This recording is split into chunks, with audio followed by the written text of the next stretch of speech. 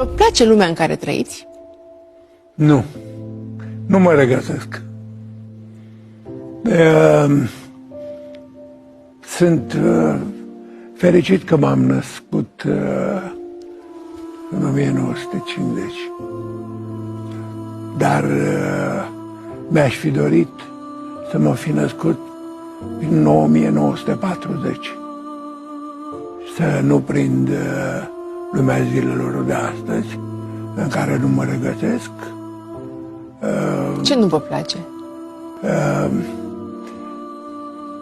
Să spun așa, în felul în care gândesc și văd, sentimentele se vând la colț de stradă.